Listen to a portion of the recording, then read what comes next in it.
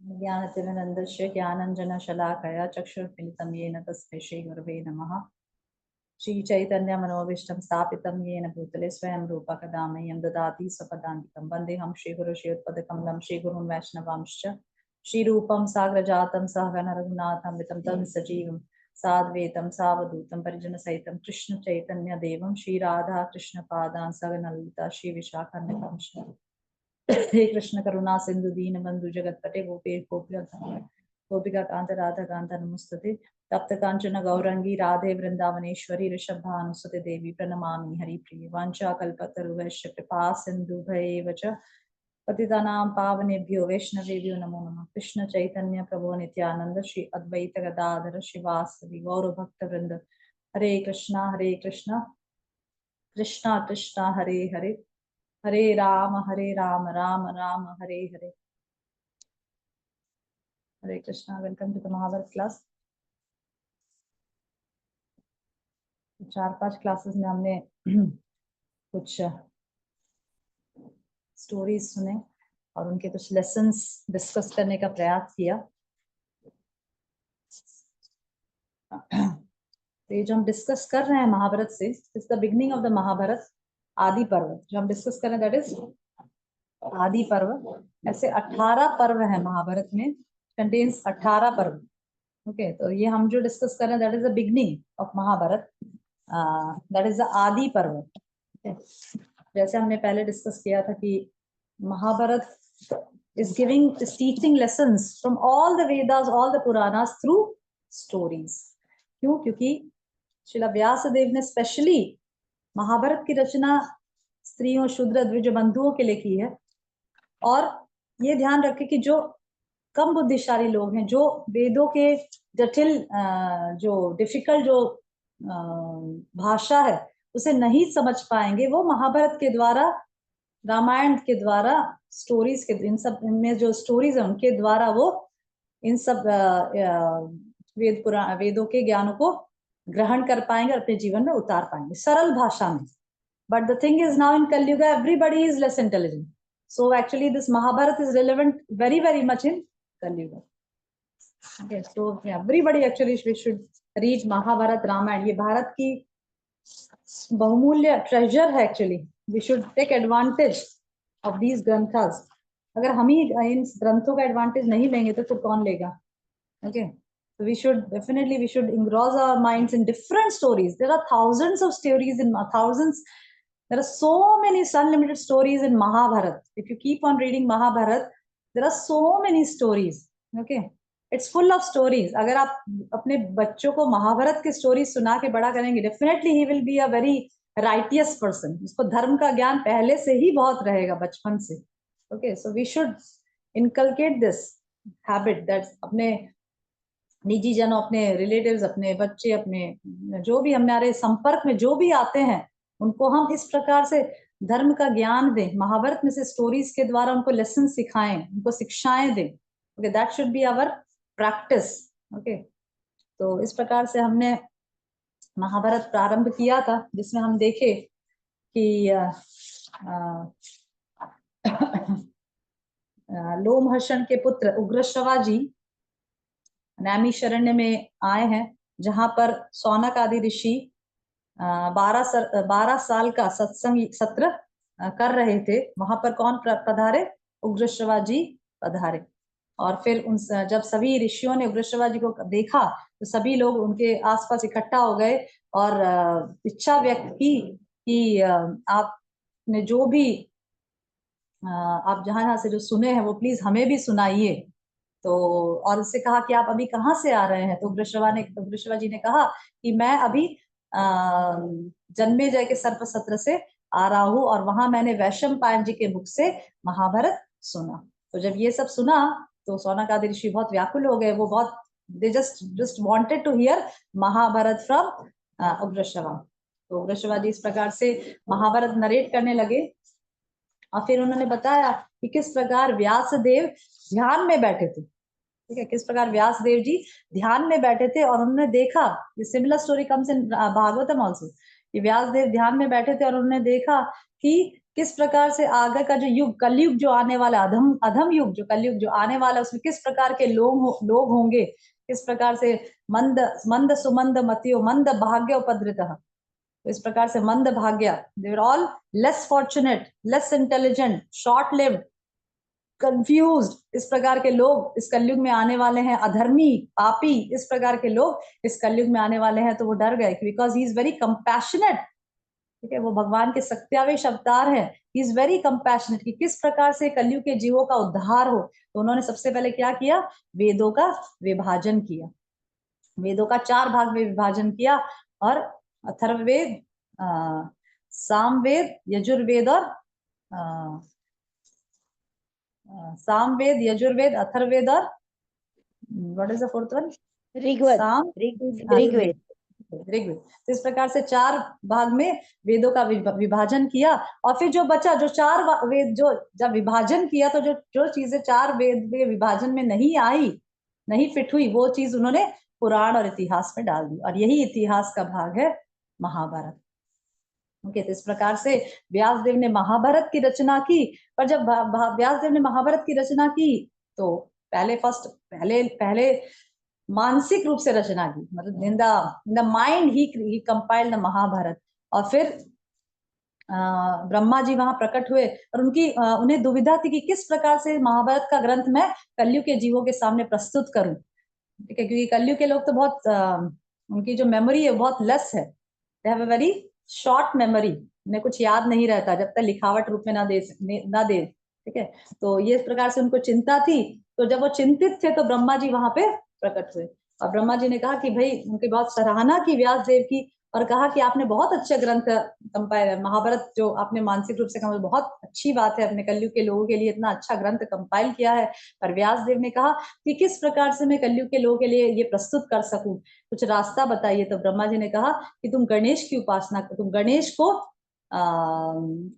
को मानसिक रूप से उनको प्रार्थना करो। तो उसी प्रकार से जब व्यास देव ने गणेश की मानसिक रूप से प्रार्थना की, तो गणेश वहां पर उपस्थित हुए। तब व्यास देव ने कहा कि क्या आप मुझे इस सेवा में हेल्प कर पाएंगे, मुझे महाभारत लिखना है जो, तो क्या आप उस प्रकार से सेवा कर पाएंगे। तो गणेश जी ने कहा कि हाँ हाँ, क्यों नहीं, पर मेरी एक शर्त है कि आप बिल्कुल भी रुकेंगे नहीं, आप बिल्कुल भी स्टॉप नहीं करेंगे। अगर आप स्टॉप किए बोलते बोलते, रुके, एक क्षण भी रुके, तो मैं छोड़कर चला जाऊंगा, मैं आपकी सेवा नहीं करूंगा। तो व्यासदेव ने कहा ठीक है, मुझे आपकी शर्त अच्छी तरह से मंजूर है, पर मेरी भी एक शर्त, क्या, ये शर्त है कि आप बिना समझे कुछ भी नहीं लिखेंगे।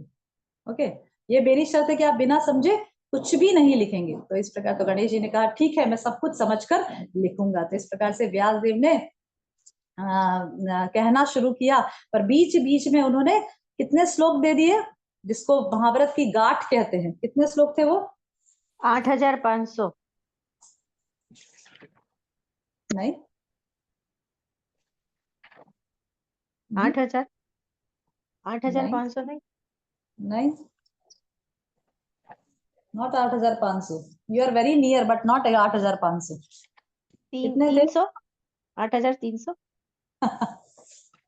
नो, कौन बताएगा? 8000, what was the number of words? 8000 कितने श्लोक थे? मुझे तो यही याद था, 8500। और कोई अटेंड ही नहीं किया इतने दिनों से महाभारत क्लास? हाँ, कितने श्लोक थे? और किसी को भी याद नहीं है? अनीता माता जी? 8800। यस, यस गोपी राधा माता जी, 8800।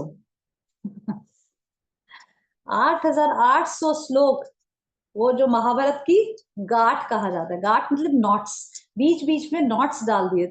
इस प्रकार के नॉट्स इन श्लोकों को अगर आप देखेंगे तो बाहरी रूप से ये कुछ और ही अर्थ दिखाते हैं, और आंतरिक रूप से कुछ और ही अर्थ दिखाते हैं। तो इस प्रकार के श्लोक क्यों डाले? ताकि गणेश जी सोच में पड़ जाए, और फिर व्यासदेव और काफी हजारों श्लोक को कंपाइल करे, और फिर उन्हें कहते रहे।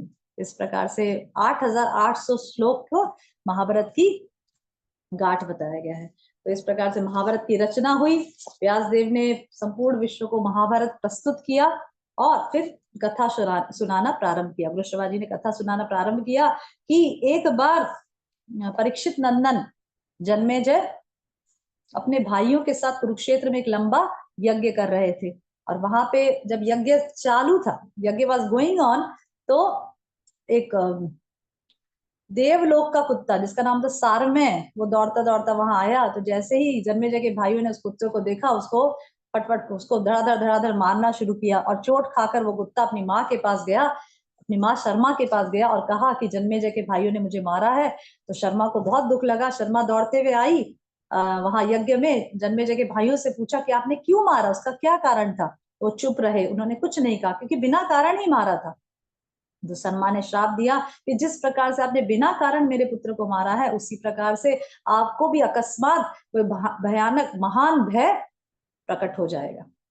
ठीक है, तो इस प्रकार से श्राप दिया। तो जन्मेजय को जब ये फिर इस प्रकार श्राप देकर शर्मा चली गई, और फिर जब जन्मेजय उनके भाइयों ने इस श्राप को सुना तो थोड़े विचलित हो गए, और फिर वो सत्र वो जो यज्ञ था वो खत्म करके, वो समाप्त करके जन्मेजय पुरोहित की खोज करने लगे। ओके, फिर उन्होंने किसको पुरोहित बनाया? श्रुतश्रवा के पुत्र Somashrava. Yes, very good. See, remember these names. ये सब नाम ऐसा नहीं है सब नाम याद करके क्या करेंगे, what is the use of remembering, ये हमारे कृष्ण भक्ति में कैसे फायदे करेगा। तो बस शिला प्रभुपाद को किसी ने पूछा था, क्योंकि भगवत गीता के फर्स्ट चैप्टर में अगर आप देखेंगे तो बहुत सारे योद्धाओं के नाम है ना। फर्स्ट चैप्टर में भगवत गीता फर्स्ट चैप्टर बहुत सारे योद्धाओं के नाम है। सो बहुत सारे योद्धाओं के नाम फर्स्ट चैप्टर में दिए हैं। 7-8 श्लोका अगर आप देखेंगे तो उसमें बहुत सारे। तो किसी ने प्रभुपाद से पूछा कि भाई ये सब योद्धाओं के नाम बोलकर क्या करेंगे, इससे हमें क्या फायदा होगा कृष्ण भक्ति में। तो प्रभुपाद ने कहा कि क्योंकि इसमें कृष्ण प्रेजेंट है, कृष्ण से कनेक्टेड है, कृष्ण प्रेजेंट है, इसीलिए जब हम इनका नाम लेंगे तो हमारी शुद्धि होती है, क्योंकि कृष्ण भगवान उस युद्ध में प्रेजेंट है, योद्धाओं से कनेक्शन है, क्योंकि ये सब योद्धा उस युद्ध में, महाभारत के युद्ध में उपस्थित हैं, इसलिए हम इन सबको सबका नाम हमें याद होना चाहिए। ओके, उसी प्रकार से हमें भी इस महाभारत के कैरेक्टर्स को कंठस्थ होना, किस प्रकार से हम अनेकों नाम याद कर रखते हैं ना अपने रिश्तेदारों के और उनके कजन ब्रदर्स के, और कितने सारे नाम हम याद रखते हैं अपने जीवन में, उसी प्रकार से हमें इनके भी, ये सब भी कैरेक्टर्स हमें याद रखना चाहिए महाभारत के कैरेक्टर्स में, कि भाई उसके पुरोहित कौन थे, उनके ये कौन थे, उनके वो कौन थे। We should use our memory for such things. हमें अपने जो मेमोरी है अपनी, उसका उपयोग ही इस चीज के लिए करना है, कि भगवान के विभिन्न नामों को याद रखना है, भगवान से की विभिन्न लीलाओं को याद रखना है, भगवान के विभिन्न लीलाओं में जुड़े जो चरित्र हैं, जो कैरेक्टर्स हैं, उनको उनके नाम याद रखने हैं। इस प्रकार से हमें अपनी मेमोरी को यूज करना है। ओके, तो उस जन्मेजय ने अपने पुरोहित को ढूंढा, तो पुरोहित कौन मिले? श्रुतश्रवा के पुत्र सोमश्रवा। ओके, तो सोमश्रवा, तो श्रुतश्रवा ने कहा कि जन्मेजय ने श्रुतश्रवा से आग्रह किया कि मैं आपके पुत्र को अपना पुरोहित बनाना चाहता हूँ। तो श्रुतश्रवा ने कहा बहुत अच्छी बात है, बहुत उत्साह की बात है, तो बहुत अच्छी प्रसन्नता की बात है, पर एक चीज मैं आपको बता देना चाहता हूँ सोमश्रवा के बारे में, कि सोमश्रवा का यह है कि अगर कोई भी उससे कुछ दान मांगने आता है तो वो उसे कभी ना नहीं कहता, उसको दान देता ही है। इस प्रकार से कहा कि कोई भी इससे कोई चीज मांगेगा तो वो उसे अवश्य ही दे देगा, वो सोच विचार नहीं करेगा। ओके, तो this is the thing I wanted to let you know. Okay, तो जन्मेजय ने कहा कि कोई प्रॉब्लम नहीं, no problem, we heartily accept Somashrava, हमें सोमश्रवा जी पुरोहित रूप में एक्सेप्टेबल है। ओके, तो इस प्रकार से फिर जन्मेजय अपने महल हस्तिनापुर गए और वहां पे अपने भाइयों को और सभी लोग को सूचित कर दिया कि सोमश्रवा आज से हमारे पुरोहित है। ओके, तो इस प्रकार से फिर उग्रश्रवा जी यहाँ पे और कहा, और क्या कहा भाइयों से और सभी लोगों से, कि अभी सोमश्रवा जी हमारे पुरोहित हैं, और जो भी ये गाइडेंस हमें देते हैं, जो भी हमें धर्म की बातें सिखाते हैं, जो भी सही चीजें हमें करेक्ट करते हैं, तो हम सभी को बिना उन विचार के वो चीज एक्सेप्ट करना है। तो यहाँ पे गुरु का महात्म्य और बताते हुए उग्रश्रवा जी हमें उपमन्यु नहीं, आयुधौम्य नाम के एक ऋषि की स्टोरी सुनाते हैं, जिनके 3 शिष्य थे, आरुणि, उपमन्यु और वेद। तो किस प्रकार से इन तीनों शिष्यों में कूट कूट के गुरु भक्ति भरी थी, ये स्टोरी हमने ऑलरेडी पहले क्लास में सुना। उसके बाद वेद के जो दो तीसरे शिष्य थे वेद, तो उनका भी एक शिष्य था, उनका नाम था उत्तंक। ओके, तो वेद का भी शिष्य था, उसका नाम था उत्तंक। तो जब उत्तंक ने, ये स्टोरी भी हमने पिछले क्लास में सुनाई थी, कि जब उत्तंक ने अपनी शिक्षा समाप्त करके गुरु के पास जाकर गुरु दक्षिणा पूछा कि भाई आपको मैं क्या गुरु दक्षिणा दे सकता हूँ, तो गुरु ने कहा कि तुम अपनी गुरु पत्नी से जाके पूछो। तो उत्तम गुरु पत्नी के पास जाता है, तो गुरु पत्नी कहती है कि आज से चौथे दिन मैं एक यज्ञ में ब्राह्मणों को भोजन कराने वाली हूँ। तो मैं पौष्य राजा पौष्य जो है, उसकी जो रानी है, उसके कानों में जो कुंडल है उसको पहनकर मैं ये कार्य संपन्न करना चाहती हूँ। तो तुम चौथे दिन तक ये कुंडल मुझे ला कर दो। ऐसा कहा, ये ही तुम्हारी गुरु दक्षिणा है। अगर तुम ये कार्य सफलता रूप से कर पाओगे तो you will be able to please your spiritual master, your guru. Okay, तो उत्तंग ने कहा कि ठीक है गुरु माता, मैं पूरा प्रयास करूंगा और मैं करके, मतलब I will do it. Okay, तो इस प्रकार से उत्तंग निकल पड़े। जब उत्तंग निकले, जैसे ही रास्ते में आगे निकल पड़े उस मार्ग पर जल्दी, क्योंकि उनके पास एक लिमिट था, उस लिमिट में उनको वो कार्य संपन्न करना था। तो जैसे जल्दी जा रहे थे, तभी रास्ते में एक बड़ा सा चौड़ा सा पुरुष एक बैल पे सवार होकर उत्तंग से कहा कि तुम इस बैल का गोबर खा के जाओ। तो जब उत्तंग ने सुना कि अरे ये क्या कह रहा है, तो इग्नोर करके जाने लगे। तो उस पुरुष ने कहा कि तुम्हारे गुरु ने भी ऐसा किया था, तुम्हारे आचार्य ने भी इसे खाया था, तुम इसे खाकर जाओ। तो जब उन्होंने यह सुना कि उनके आचार्य ने भी किया था, तो उत्तंग ने वो बैल का गोबर खा के और तुरंत ही खड़े आचमन करके वहां से चले गए और पौष्य राजा के महल में पहुंचे। तो जब पौष्य राजा के महल में पहुंचे, तो पौष्य राजा ने उनका बहुत आदर सम्मान किया, क्योंकि भले ही वे उम्र में छोटे थे, परंतु क्योंकि वो ब्राह्मण थे, बहुत तेजस्वी ब्राह्मण थे, इसीलिए राजा जो क्षत्रिय है उनका कर्तव्य है कि ब्राह्मण का यथोचित आदर सत्कार करना। इस प्रकार से राजा पौष्य ने उत्तंग का बहुत आदर सत्कार किया और कहा कि मैं आपकी क्या सेवा करूं, मैं किस प्रकार से आपकी सेवा में प्रस्तुत हूं। तो उत्तंग ने कहा कि मैं आपकी रानी ने जो कुंडल पहन रखे हैं वो मेरी गुरु माता को गुरु दक्षिणा में देना है, इसीलिए मुझे वो चाहिए। तो राजा ने कहा ठीक है, कोई प्रॉब्लम नहीं, आप जाके रानी से स्वयं ही मांग लीजिए। रानी अपने निवास स्थान, मतलब अपने अंतःपुर में रानी है, वहां जाके आप स्वयं ही उनसे मांग लीजिए। तो जब अंतःपुर में गए तो उत्तंग को तो रानी दिखाई नहीं दी, कहीं भी रानी दिखाई नहीं दी। तो वापस आए राजा के पास और कहे कि क्या आप मुझसे मजाक कर रहे हैं, क्या आप उनसे छल कर रहे हैं, वहां तो कोई रानी, वहां तो रानी उपस्थित नहीं है।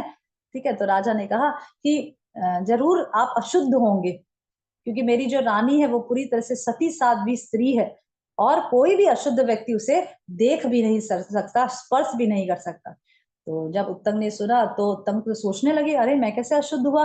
तब उन्हें ध्यान आया कि जब वो गोबर ले खा रहे थे तो उन्होंने ठीक प्रकार से आचमन नहीं किया था, इसीलिए वहीं राजा के महल में बैठकर एक आचमन कप लेकर वो ठीक से बैठकर और अच्छे से आचमन किए और फिर वापस अंतःपुर में गए रानी के पास, और वहां उन्हें रानी दिखाई पड़ी और रानी से अपनी बात बताई।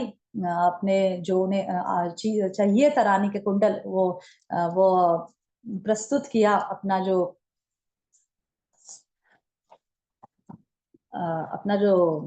What ever he wanted, so Dzire, जो इच्छा थी वो प्रस्तुत किया। और फिर रानी ने कहा, रानी ने तुरंत ही अपने कुंडल निकालकर दे दिए। तो इस प्रकार से हमने देखा। और फिर वो कुंडल, और रानी ने एक चीज और कही। रानी ने क्या कहा, व्हाट डिड रानी सेड, इस कुंडल के ऊपर तक्षक नाग की भी नजर है। यस, इस कुंडल के ऊपर तक्षक की भी नजर है, इसी बहुत संभल कर इस कुंडल को लेकर जाना। तो तब ने कहा कि जी माता, मैं जरूर इसको संभल कर लेकर जाऊंगा। तो जब जाने लगे तो पीछे पीछे तक्षक उनका पीछा करने लगा। और जैसे ही उत्तंग ने थोड़ा सा अपना स्नान और पानी वानी पीने के लिए तालाब में उतरे, कुंडल और अपना वस्त्र सब रख के, जो उत्तरी वगैरह रख के जब नीचे उतरे, तुरंत ही तक्षक नाग उससे जो कुंडल था उसको लेकर भागा। और जैसे ही उत्तंग ने देखा कि तक्षक लेकर भाग रहा है, और तुरंत ही वो एक वृक्ष के जो होल था उसके अंदर वो नाग जाके घुस गया। तो उत्तंग बहुत प्रयास करने लगे, उनको तो जल्दी से जाके लेकर जाना था, अपनी माँ अपनी गुरु पत्नी को देना था, एज गुरु दक्षिणा देना था। तो बहुत परेशान हो गए और खोदने लगे पर he was not able to do that. तो उस समय इंद्र ने देखा उनका प्रयास और इंद्र ने उनकी मदद करने के लिए वज्र भेजा। जैसे ही वज्र भेजा, वज्र के द्वारा उस छेद में, उस छेद से फिर उत्तंग पाताल लोक में गए, जहाँ नाग वगैरह रहते हैं, वहां पाताल लोक में गए और वहां पे सभी से आग्रह किया कि मुझे वो एक तक्षक नाग यहाँ आया है और वो कुंडल लेकर छिपा है कहीं पर, मुझे वो कुंडल वापस चाहिए। तो उन सब लोगों ने उनकी मदद की और वो कुंडल उत्तंग को दिलवाया। तो इस प्रकार से उत्तंग अल्टीमेटली कुंडल लेकर अपनी गुरु पत्नी के पास गया और उन्होंने अपनी गुरु पत्नी को यह कुंडल ठीक समय पर प्रस्तुत किया। इस प्रकार से गुरु दक्षिणा समाप्त हुई। परंतु उत्तंग के मन में किसके लिए क्रोध भरा था? तक्षक के लिए। ओके, तो दैट वाज वेरी इंडेड। तो इसीलिए इस क्रोध को लेकर उत्तंग कहाँ गए? जन्मेजय के पास, क्योंकि जन्मेजय राजा है ना। और फिर this is how they United, क्योंकि जन्मेजय के मन में भी किसके लिए क्रोध था? तक्षक के लिए, क्योंकि उनके पिता को किसने डसा था? तक्षक ने। और इधर उत्तंग को किसके प्रति क्रोध था? तक्षक के लिए, क्योंकि उन्होंने उनके मिशन में बहुत प्रॉब्लम की थी, वो कुंडल लेकर भाग गए थे। तो इस प्रकार से बोथ, मतलब they have common enemy, they have both have a common enemy and they both become United. ऐसा होता है ना कि अगर किसी का एक कॉमन शत्रु होता है तो दोनों लोग यूनाइट हो जाते हैं उस शत्रु को परास्त करने के लिए, because unity is the strength. Okay, तो यहाँ पर हमने स्टोरी अपनी समाप्त की थी। वहां से फिर हमारी story, actually we have a construction going on here. जैसे आप सभी को पता होगा कि हमारे भक्ति वेदांत गुरुकुल में अभी भक्ति वेदांत यूनिवर्सिटी भी बनने वाली है, जहां पर बच्चों को, मतलब बालकों को, जो 12वीं कक्षा के पश्चात संस्कृत की शिक्षाएं दी जाएगी। एक बहुत बड़ा यूनिवर्सिटी बनने वाला है, जहां पर इंडियन नॉलेज सिस्टम, जो हमारे आयुर्वेद, संस्कृत का ज्ञान और इस प्रकार से सभी डिग्री यहाँ पे उपलब्ध है। तो वही यूनिवर्सिटी का निर्माण कार्य हमारे ठीक घर के पीछे ही चल रहा है, बहुत जोर शोर से। With in 1 or 2 years it will be done. Okay, इसलिए इतनी जोर जोर से आवाजें आ रही। ओके ओके, तो अभी स्टोरी आगे बढ़ रही है। We are just entering another story, another very big and interesting story, not very big but it's a very interesting story. अभी शौनक आदि ऋषि, सुनाई दे रहा है ठीक से? Everybody is getting the story? Yes, Mataji, audible. जी माता। Yes, thank you so much. Okay, so now Shaunak ऋषि ने उग्र शिवाजी से प्रश्न पूछा कि सबसे पहले आप इतने सारे पुराणों को जानते हैं, इतने सारे ग्रंथों को जानते हैं, इतने सारे शास्त्रों को जानते हैं, और आपने अपने पिता से भी, रोमहर्षण से भी बहुत सारी चीजें सुनी है, शास्त्रों का ज्ञान लिया है। आप कृपया मुझे अपने वंश का पहले वर्णन सुनाइए, दैट इज भृगु वंश। शौनक ऋषि कौन से वंश के थे? भृगु वंश के थे। तो ही वॉज वेरी, जैसे ऐसा होता है ना कि हम अपने एंसेस्टर्स के बारे में पहला सुनना चाहते हैं, because they were very great devotees, क्योंकि वो लोग बहुत बड़े महान भक्त हैं। ऐसा नहीं कि ऐसे वैसे कोई असाधारण, नहीं, दे वर वेरी ग्रेट डिवोटीज। तो शौनक ऋषि ने एक आग्रह रखा उग्र शिवाजी के सामने कि पहले मुझे अपने वंश भृगु वंश का वर्णन सुनाइए। तो शौनक ऋषि ने कहा कि ठीक है, मैं भृगु वंश का वर्णन कहता हूँ, क्योंकि जिसको कहने में मुझे भी बहुत क्या बोलते हैं, प्रसन्नता होगी, क्योंकि ये सभी लोग बहुत महान वैष्णव है, महान भक्त है। ओके, तो यहाँ से शुरू किया। तो भृगु वंश के, उसके पहले मैं थोड़ा सा शॉर्ट आपको उसका लीनिएज बताती हूँ कि ब्रह्मा जी ने वरुण के यज्ञ में महर्षि भृगु को अग्नि से उत्पन्न किया था। तो ब्रह्मा जी ने वरुण जी के यज्ञ स्थल में गए थे, मतलब वरुण देवता जो है वो यज्ञ कर रहे थे, और वहां पर उनके यज्ञ स्थल में जाकर अग्नि से ब्रह्मा जी ने भृगु को प्राप्त किया था। ओके, मतलब अग्नि से उत्पन्न हुए थे भृगु। कहाँ से उत्पन्न हुए थे? अग्नि से उत्पन्न हुए थे। और भृगु की पत्नी थी पुलोमा। भृगु और पुलोमा से भार्गव ऋषि पैदा हुए, और उनका एक नाम और क्या था? उनका और एक नाम क्या था? भार्गव जी का और एक नाम क्या था?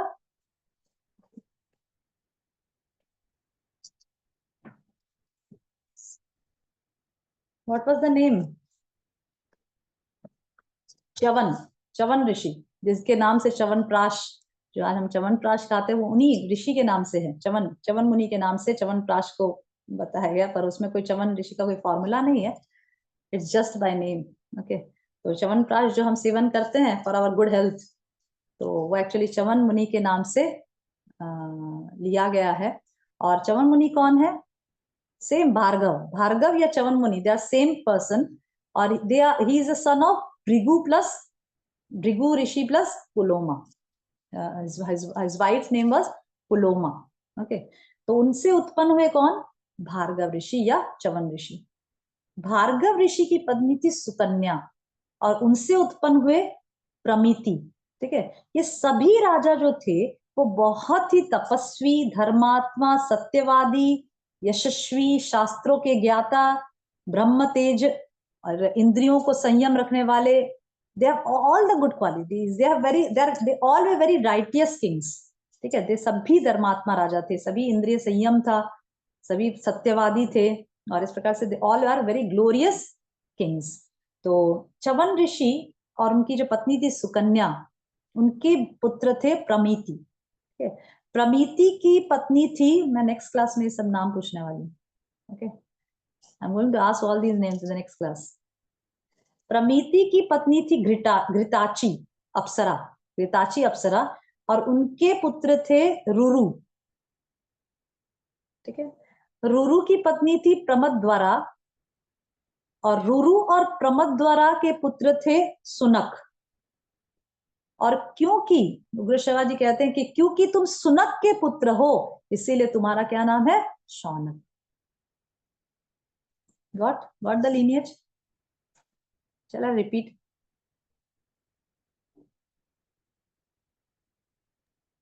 यस माता जी, वंस अगेन द लास्ट वाला जो आपने बताया वो। Okay, I will repeat. Okay, I will repeat. Tripti माता जी गेटिंग? जी माता जी, लिख लिया। Mataji is a very good student. Tripti Mataji is the most, very good student, best student actually. अरे माता जी। Okay, okay. So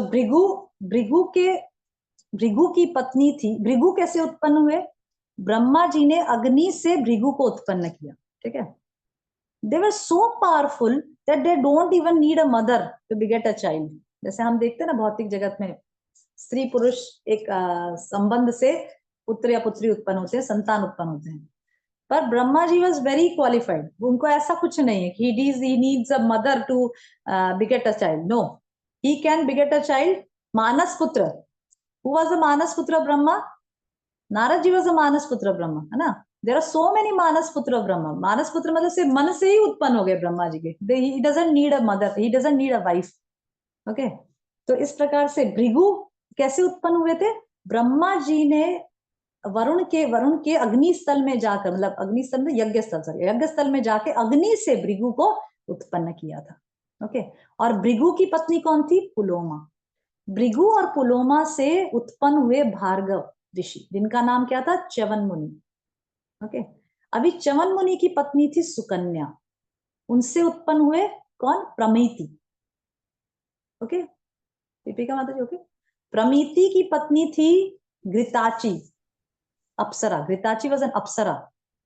प्रमिति की पत्नी थी घृताची अप्सरा, और उनसे उत्पन्न हुए रुरु। रुरु की पत्नी थी प्रमदद्वारा। ये सब की स्टोरी मैं आपको बताने वाली, प्रमदद्वारा की बहुत अच्छी स्टोरी आएगी अभी, रुरु और प्रमदद्वारा की। इसके बाद नेक्स्ट बहुत इंटरेस्टिंग स्टोरीज है। ये सब स्टोरीज इतने इंटरेस्टिंग है कि all these material stories is useless in front of them। कुछ दम नहीं, इतना they are so interesting। As we start reading Mahabharat, छोड़ने की इच्छा ना हो। There are so many interesting stories with lessons to learn। Okay, तो प्रमदद्वारा, रुरु की पत्नी थी प्रमदद्वारा, जिससे कौन उत्पन्न हुए? सुनक, और सुनक के ही बेटे थे Shaunaka. Okay, so this is the lineage. अभी जब सौनक ऋषि ने उग्रश्रवा जी के मुख से ये सुना, ये lineage सुना, तब सौनक ऋषि के मन में एक प्रश्न उठा। तो सौनक ऋषि ने उग्रश्रवा जी से पूछा कि अभी आपने कहा कि भृगु के पुत्र थे भार्गव, पर आप कह रहे हैं कि उनका नाम च्यवन भी था, तो किस प्रकार से भार्गव ऋषि का नाम च्यवन पड़ा, ये कृपया करके मुझे कथा सुनाइए। This was the question of Shaunak ऋषि।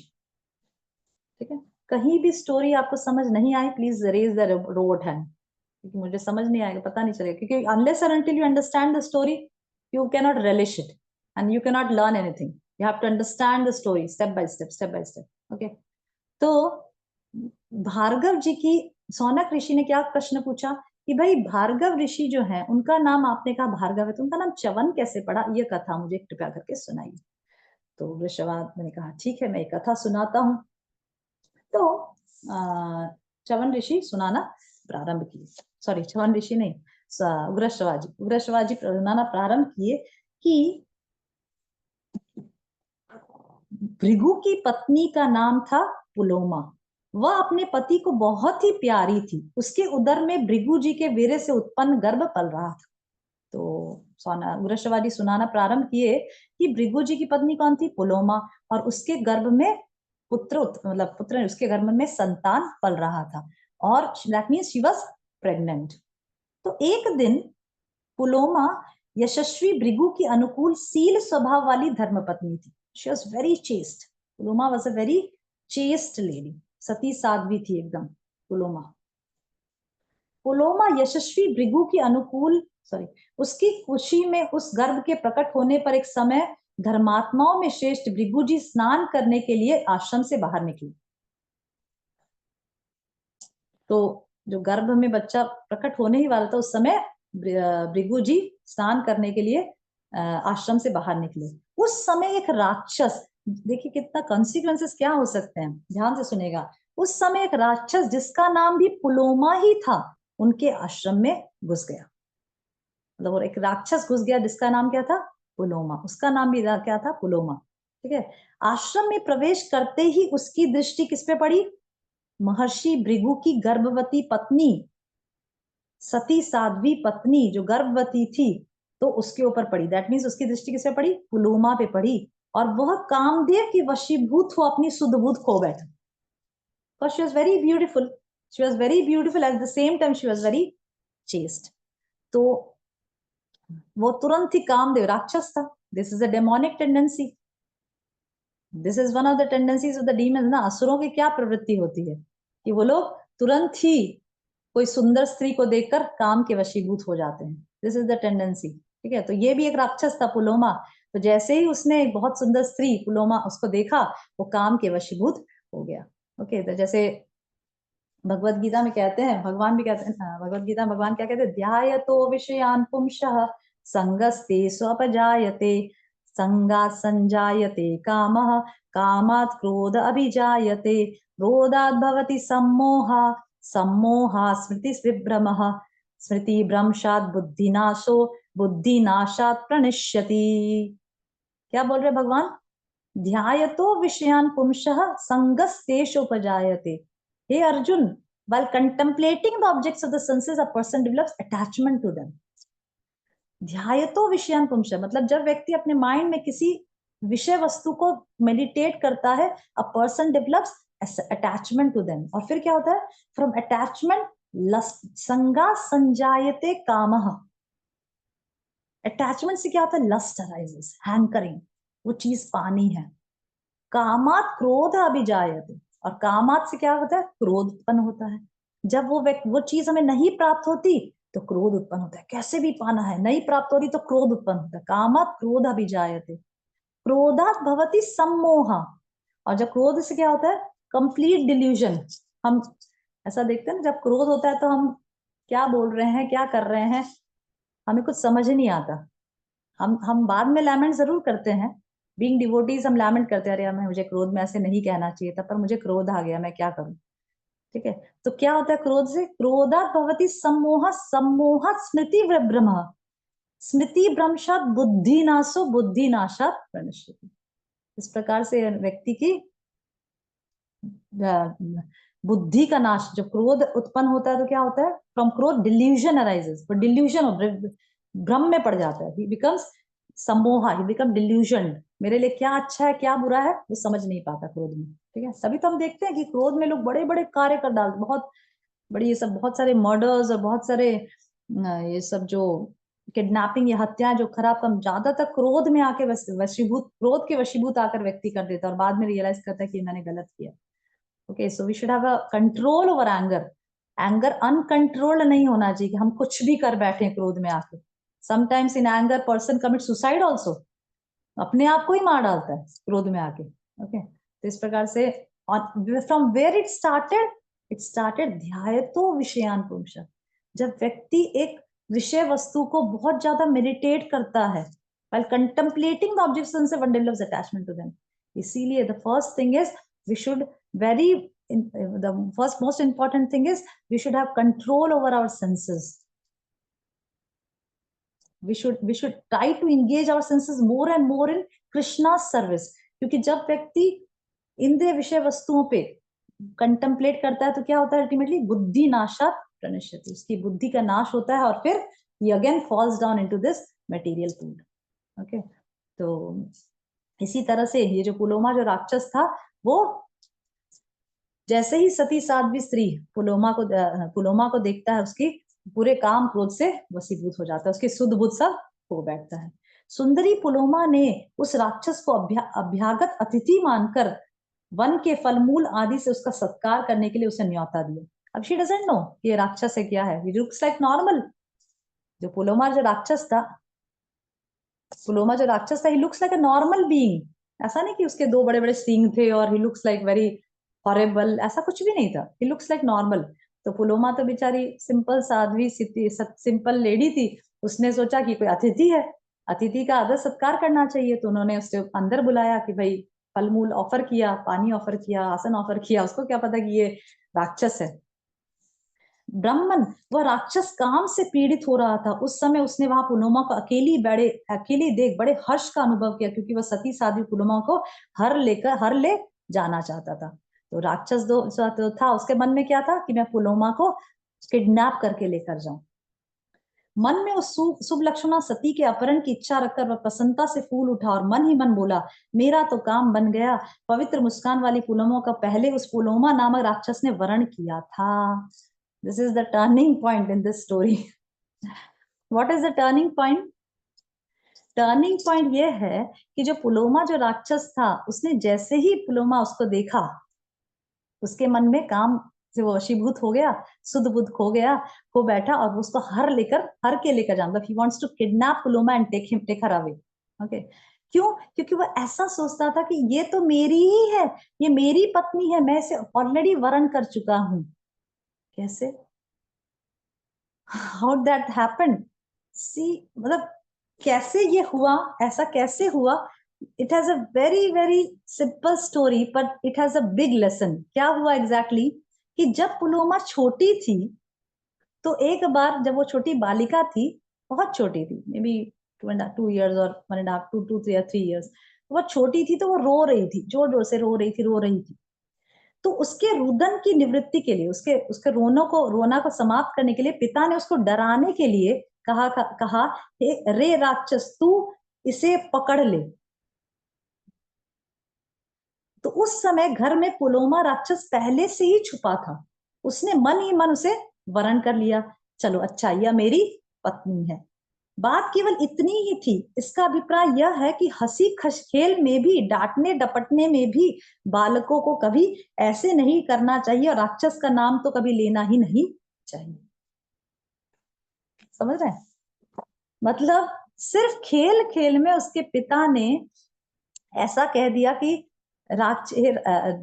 राक्षस, मतलब because she has the same name ना, पुलोमा राक्षस और पुलोमा सेम नेम था, तो पुलोमा राक्षस पकड़ ले जा, पुलोमा को राक्षस पकड़ ले जा। This is what he said, Puloma को राक्षस पकड़ ले जा। ठीक है।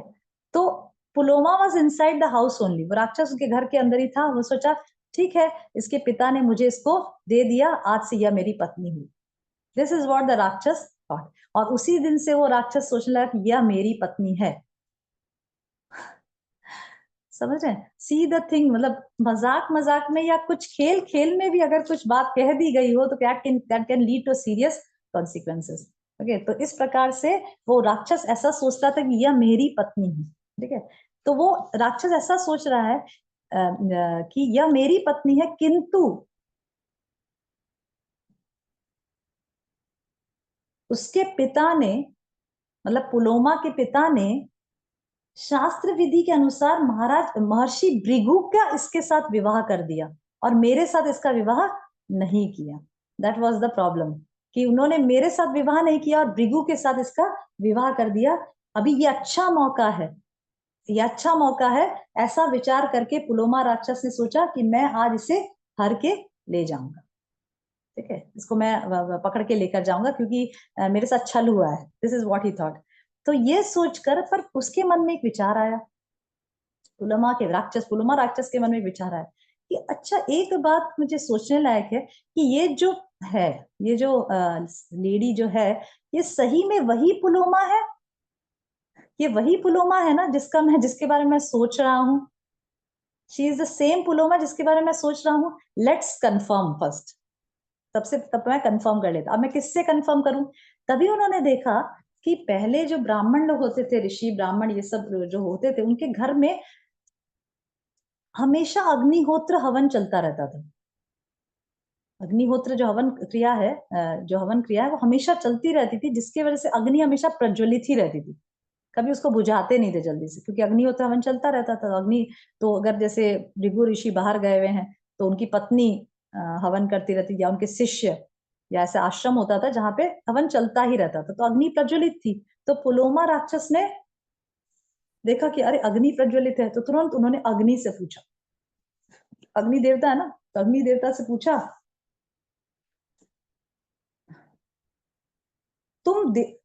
अग्निदेव से कहा, पावक तुम देवताओं के मुख हो, अतः मेरे पूछने पर ठीक ठीक बताओ। पहले तो मैंने ही इस सुंदरी को अपनी पत्नी बनाने के लिए वरण किया था, किंतु बाद में असत्य व्यवहार करने वाले इसके पिता ने भृगु के साथ इसका विवाह कर दिया। यदि यह एकांत में मिली हुई सुंदरी भृगु की भार्या है तो वैसी बात सच सच बता दो, क्योंकि मैं इसे इस आश्रम से हर ले जाना चाहता हूँ। तो ऐसे अग्नि से पूछा कि क्या मुझे सच सच बता दो, यही भृगु की भार्या पुलोमा है? मुझे सच सच तुम बता दो, तुम्हें तो सब पता है, you know everything, because you are everywhere, you can see, you are always there ना, यू नो एवरीथिंग। प्लीज मुझे बता दो कि ये अग्निदेव, कि ये वही है। अभी अग्निदेव मुसीबत में पड़ गए। अग्निदेव मुसीबत में पड़ गए कि झूठ बोलूं कि सच बोलूं, क्या करूं? झूठ बोलूं तो भी प्रॉब्लम, झूठ बोलने का पाप लगेगा ना। झूठ बोलने से, झूठ बोलने का पाप लगता है ना। पहले पीपल वर वेरी कॉशियस। जो पहले के जमाने में ऐसा नहीं था, अब जैसे हम तो चलते फिरते ही झूठ बोल देते हैं, अभी पहले ऐसा नहीं था। दे वर वेरी कॉशियस कि भाई झूठ बोलना that is a very big thing for them. बहुत ही एकदम रेयर केसेस में ऐसा कुछ हो कि कभी झूठ बोले, दे नेवर टेल लाई, क्योंकि दे नो द कॉन्सिक्वेंसेस, कि इस जन्म में तो झूठ बोला पर उसका कर्म कौन लेकर जाएगा, अगले जन्म तक भुगतना पड़ेगा ना। So because of that they were very cautious कि दे नेवर टेल लाई। इसीलिए हम देखते हैं कि पहले के जो ऋषि मुनि जिनकी बात करते हैं, क्योंकि वो लोग काफी हमेशा सत्यवादी थे, हमेशा सत्य का उच्चारण करते थे, इसीलिए उनमें वाक सिद्धि थी। दैट इज कॉल्ड वाक सिद्धि, कि जो भी बोल देते थे वो लग जाता था।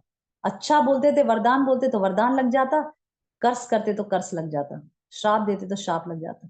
हमारा ऐसा नहीं, हम अच्छा बोले, हाँ ब्लेसिंग्स दे सकते हैं, पर इतना इफेक्टिव नहीं होता जैसे पहले के जमाने में था। जैसे श्रृंगी ने समीक ऋषि को कहा, श्रृंगी ने परीक्षित महाराज को कैसे दिया? Shringi was a small boy, was a small Brahman, na? He was a Brahman boy, small Brahman boy. See the Vak Siddhi, see the power of the Brahman. ऐसा पावर अभी नहीं में, क्यों? क्योंकि मतलब जो बोलते क्या है करते क्या है, बोलने में कुछ क्या बोलते हैं, निपुणता ही नहीं है, कुछ सत्य वचन ही नहीं है, चलते चलते एक दिन में 10 झूठ बोल देते हैं। पर पहले ऐसा नहीं था, बहुत सोच विचार करके लोग बोलते थे। जैसे अभी हम लोग कहीं बोलते, अरे 10 मिनट में आती हूँ, पता चला 1 घंटे बाद है।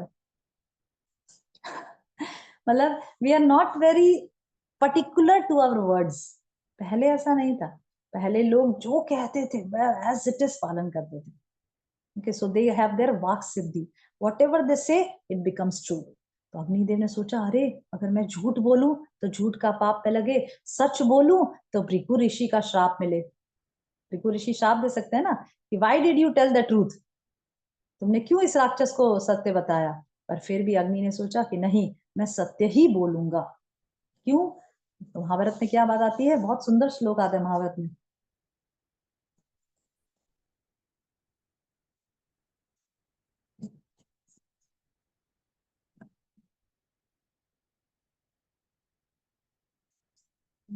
What is that verse?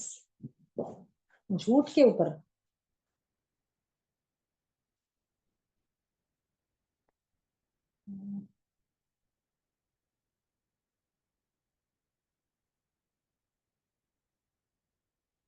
Okay, I'm not getting that verse।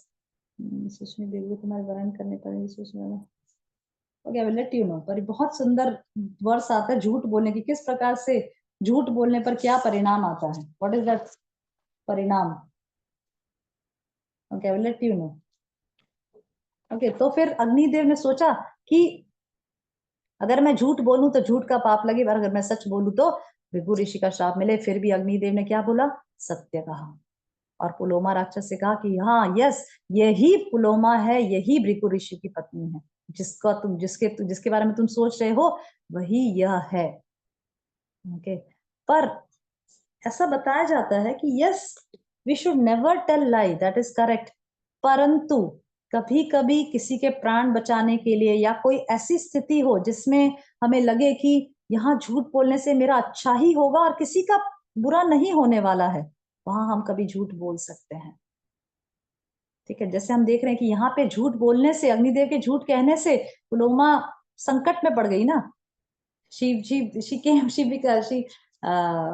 Was in difficulty. Okay, तो इस प्रकार से किसी के प्राण संकट में चले जाएं हमारे सत्य बोलने से, तो इस प्रकार से उस समय अगर हम झूठ कह भी दें तो हमें पाप नहीं लगता है। तो ये हमें सोच विचार करके कि कैसे सिचुएशन में, most of the time we should tell truth only, सच ही कहना है। पर अगर कभी कुछ कहने से कुछ हमें फायदा होगा, किसी का नुकसान नहीं हो रहा है, तो we can do that. Okay, this is what shastra से, दिस इज व्हाट शायद Chanakya Pandit also says.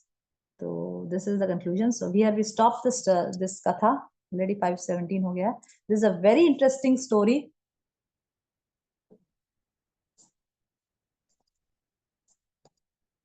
Hare Krishna. Yes. This is actually a very interesting story, going to be a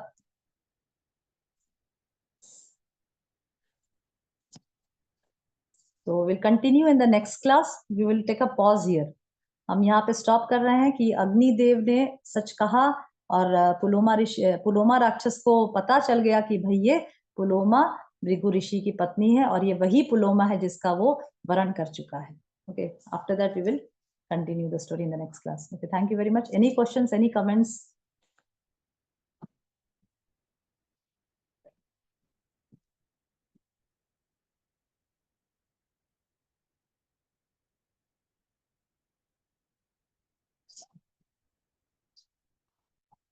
Any questions? Any comments?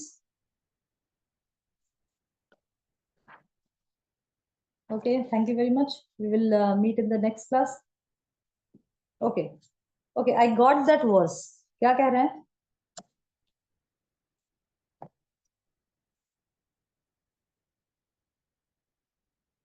हरे कृष्ण माता जी, दंडवत प्रणाम। Yes माता जी। माता जी, course से बाहर का प्रश्न है। जैसे कि माला करते हैं ना, तो कभी कभार मिस्टेक हो जाता है, कभी कभार ज्यादा हो जाए, अगर कम हो जाए तो क्या करना चाहिए? क्या कम मतलब, क्या इसका क्या मतलब माता जी? जैसे कि चैंटिंग करते, चैंटिंग 108 होती है ना माता जी, जाप एक माला में। हाँ, हाँ 108। हाँ जी यस माता जी। जी। तो यस, उसमें कभी कभार मिस्टेक से ज्यादा हो जाए या कभी कभार छूट जाता है तो कम हो जाता है, तो उसमें उससे क्या होता है, उसमें क्या करना चाहिए? सबसे पहले तो प्रयास करें कि माला ठीक से पकड़ के करें। एक एक मंत्र को हम एक एक जो मणियां हैं, जो हमारी 108 माला है, उससे हम एक एक मणि ठीक से पकड़ कर बोलें। ठीक है, उसके बाद भी करने के बाद अगर आपको ऐसा लगा कि मैंने कुछ छूट गया या मेरा कुछ मणि छूट गया, तो 2-3 बार हरे कृष्ण महामंत्र और ज्यादा बोलकर दूसरे राउंड पे जाएं। कुछ पाप नहीं लगेगा, कुछ खराब नहीं होगा, पर we have to follow the numbers, क्योंकि आचार्य ने जैसे सिखाया है कि संख्या पूर्ण नाम जप करना है। तो 108 जो माला है उसमें हमें 108 नाम लेना है। उसके बावजूद अगर आपको लगता है कि भाई मेरा 160 बार हुआ है और एक माला मैं दूसरे माले में जा रही हूँ, तो 2-3 बार और ज्यादा बोल दीजिए और फिर नेक्स्ट बार जाइए। ओके ओके, ऐसे जी तो माता। 100 हरे कृष्ण महामंत्र अनलिमिटेड टाइम आपको लेना है, पर क्योंकि आचार्य ने जैसा हमें पद्धति सिखाई है कि 16 माला जप, वो भी 16 माला मतलब गिन कर, अदरवाइज ऐसे तो फिर माला का कोई मतलब ही नहीं, हम ऐसे ही हरे कृष्णा बोलते रहें बोलते रहें बोलते रहें। पर क्योंकि जैसे गोस्वामी लोग भी इस प्रकार से किए हैं, इसीलिए हम उनके गोस्वामी अष्टकम में कहते हैं ना, संख्या पूर्ण शेष नाम, but that is what we sing, संख्या पूर्ण। they used to chant the name संख्या पूर्ण on beads। तो उसी तरह से हमें भी आचार्यों के पद चिन्हों पर चलना है और संख्या पूर्ण नाम जप करना है। और उसके बाद 16 माला जप होने के बाद that is the minimum rounds. उसके बाद आप कितना भी ले सकते हैं, पर हमें बीड्स के ऊपर नाम जप करना है, 108 बीड्स। पर प्रयास करिए, practice makes a man perfect. Practice से आप धीरे धीरे प्रयास करिए कि आप एक एक मणि में हरे कृष्ण कृष्ण कृष्ण हरे हरे, हरे राम राम राम हरे हरे, ऐसे करके आगे बढ़े आगे बढ़े और आगे बढ़े ऐसा। और फिर बाई चांस फिर भी कभी कभी जैसे छूट गया तो 2-3 बार और बोलकर नेक्स्ट राउंड पे जा सकते। ओके जी माता। Thank you. हरे कृष्णा, प्रणाम। हरे कृष्ण माता जी, दंडवत प्रणाम। यस माता जी। माता जी, तो जैसे वो राक्षस ने वरण किया ना, वैसे आजकल के जो युवा पीढ़ी है, जो बच्चे लोग, वो फेसबुक में इधर उधर ऐसे लव करते हैं ना, तो वो मन मन में तो सोचते हैं कि हाँ ये मेरा बॉयफ्रेंड हो, इससे हम शादी करेंगे, पर बाद में नहीं होता है। तो ऐसे यही में तो भी उसका वरण होता है। नहीं माता जी, ऐसे कोई वर्ण नहीं होता। आप देखेंगे इसी स्टोरी में, एक्चुअली इसी स्टोरी में बहुत सारे लेसन हमें सीखने को मिलेंगे कि वहां पे जब पुलोमा राक्षस भृगु मुनि से कहते हैं कि इसका वर्ण तो मैंने कर चुका हूँ, ठीक है, इसका वर्ण तो मैं कर चुका हूँ, तब वहां पे बात आती है कि अग्नि की साक्षी करके वर्ण करना है। अग्नि के फेरे खा के, जैसे हम अपने भारत देश में जब विवाह होता है तो किस प्रकार से अग्नि के फेरे लगाते हैं, ठीक है, अग्नि के फेरे करते हैं ना। यस गोपी राधा माता जी, हाँ अग्नि जी, के हाँ जी, सर्कुम्बलेट हम करते भी हैं करते माता जी। ना। हाँ। यस आप भी करते होंगे। तो क्यों करते हैं कि अग्नि को, आज से अग्नि को साक्षी मानकर ये मेरी धर्म पत्नी है। अग्नि देवता को साक्षी बनाकर प्रण लेते हैं कि ये मेरी अब से धर्म पत्नी है। ऐसे नहीं कि बस चलते फिरते हाथ पकड़ा और तुम मेरी पत्नी हो गई, ऐसा नहीं। जैसे सो दिस एक्चुअली वहां पे ये मेंशन करते हैं कि जिस प्रकार से पुलोमा राक्षस कह रहा है कि भाई मैंने इसको वर्ण किया है, पर ऐसे नहीं होता है। एक्चुअली विवाह 7 प्रकार के होते हैं, अलग अलग 7 प्रकार के विवाह बताए गए हैं, पर कलयुग में यही प्रकार का विवाह अभी सैंक्शन किया गया है, जैसे हम भारत देश में देखते हैं, नॉर्मल फेरा खा के अग्नि को साक्षी मानकर। तो जैसे लोग आजकल के मॉडर्न लोग कोर्ट मैरिज और अलग अलग जो विवाह बता रहे, कोर्ट में जाके साइन कर दिए विटनेस लेकर, this is not marriage actually, this is not sanction by the shastras. Okay, marriage means proper this is what is marriage. Marriage is a संस्कार, 16 संस्कार में विवाह भी एक संस्कार है। ये कोई भोग विलास का खेल नहीं है कि बस लड़का लड़की साथ आएंगे, बस शादी, गले में मंगलसूत्र डाल दिया, बस कितना भी अनलिमिटेड एंजॉय करो। नो, विवाह इज ऑल्सो संस्कार। 16 संस्कार में विवाह संस्कार आता है, वो हमें धर्म का पालन करने के लिए। इसीलिए हमारे भारत देश में सिस्टम है ना कि हम पत्नी को क्या बोला था, धर्म पत्नी, ये मेरी धर्म पत्नी है। क्यों? क्योंकि मुझे धर्म के पालन में सहयोग देती है। धर्म के पालन, धर्म में यज्ञ करना, ये सब गृहस्थों का जो ड्यूटी, अतिथि का सत्कार करना, उसमें पत्नी सहयोग देती है ना अपने पति को। Assist the husband spiritual life, आध्यात्मिक कल्याण करने, आध्यात्मिक प्रगति करने में पत्नी सहयोग देती है। That is why she is called धर्म पत्नी। ऐसा नहीं बस थोड़े साल मिलजुल के भोग किए और फिर बाद में bye bye. This is not what is marriage. Marriage is totally based on duty, on dharma. And what is the aim of dharma? Dharmasya hi apavargasya. Srimad Bhagavatam says कि धर्मस्य ही अपवर्गस्य, धर्म का सोल एंड सोल उद्देश्य है मुक्ति, इस संसार से मुक्ति। ऐसा नहीं धर्म का उद्देश्य है भोग विलास, नो, धर्म का उद्देश्य है कि धर्म पालन करके व्यक्ति अल्टीमेटली सत्वगुण में स्थित होकर और अपने चेतना को शुद्ध करके संसार से मुक्त हो। दैट इज द उद्देश्य ऑफ धर्म। सो विवाह also is meant to follow dharma. आजकल प्रॉब्लम आ रही है कि विवाह को धर्म बेस नहीं करके सेंस ग्रेटिफिकेशन बेस कर दिया गया है, इंद्र तृप्ति का साधन बना दिया गया है, इसीलिए इतने डिवोर्स हो रहे हैं। पहले के जमाने में ऐसा नहीं था, पहले स्त्री पुरुष साथ होते थे, धर्म का पालन करते थे। बॉडली अट्रैक्शन तो कुछ साल रहता है, उसके बाद क्या करेंगे, व्हाट आफ्टर दैट? सुंदरता तो कुछ साल रहेगी, उसके बाद धर्म का पालन करके रहते थे कि हाँ ये आपका धर्म है, ये मेरा धर्म है, मेरा धर्म है आपकी सेवा करना, पति का धर्म है पूरे परिवार को चलाना, पत्नी के संरक्षण करना, पत्नी को प्रोटेक्शन करना, बच्चों का पालन करना, ये सब पति का धर्म है। पत्नी का धर्म है पति की सेवा करना, बच्चों का अच्छी तरह से लालन पालन करना, परवरिश करना, परिवार में कृष्णा कॉन्शियस एटमोस्फेयर रखना। This is what the duty of the wife. और अपने पति को सहयोग करना, दिस इज द ड्यूटी। ऐसा नहीं बस घूमना फिरना, मजे करना, शॉपिंग करना, पति का धन को बस व्यय करते रहना, एक्सपेंड करते रहना। This is not the duty of a wife. Okay, so we should think, see everything has an aim. कोई भी चीज बिना हेतु के नहीं होती, सभी चीज का कुछ ना कुछ पर्पस है। अगर भगवान ने विवाह पद्धति रखी है तो उसका भी कुछ पर्पस है behind its, there is a purpose, nothing is without purpose.